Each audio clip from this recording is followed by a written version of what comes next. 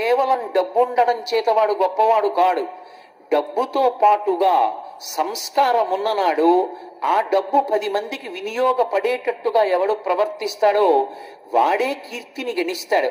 కేవలము చదువు ఉండడం గొప్ప విషయం కాదు. చదువుకున్న వాళ్ళెందరో దారి తప్పిన వాళ్ళు ఉన్నారు. నేను మీకు ఒక డాక్టర్ గారి వృత్తాంతం చెప్తే మీరు తెల్లపోతారు.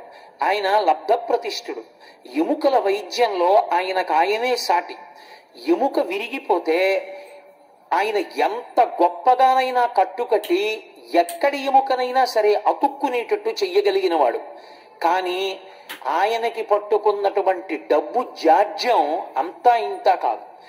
ఆఖరికి ఆయన ఏ స్థితికి కిందకి దిగజారిపోయాడంటే, ఎముకలు విరిగిపోయినటువంటి వాళ్ళు ఎవరైనా ఆయన దగ్గరికి వచ్చినప్పుడు 200 రూపాయలు ఇచ్చిన వాడైతే ముందు చూస్తాడు, 100 రూపాయలు ఇచ్చిన వాళ్ళైతే వెనక చూస్తాడు.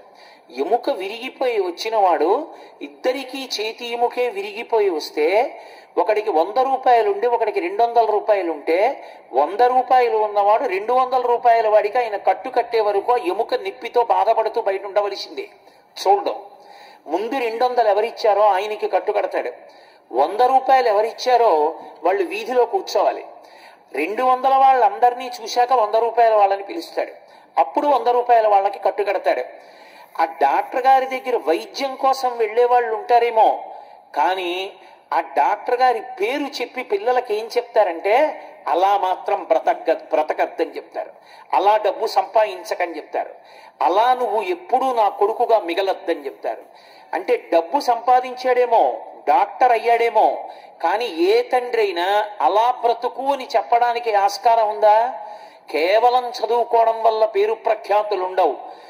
చదువుతో పాటుగా సంస్కారం అబ్బినప్పుడు, సమ్యక్ కరహ సంస్కార, ఎలా బ్రతకాలో అలా బ్రతకడం నేర్చుకున్నప్పుడే ఆ చదువు పనికొస్తుంది. ఒక్కొక్క నాడు ఏ చదువు లేకపోవచ్చు, కానీ ఏ చదువు లేకపోయినా వ్యక్తికి ఉన్నటువంటి సంస్కార బలానికి పెద్ద పెద్ద వాళ్ళు కూడా అతని ముందు తలంచేస్తారు.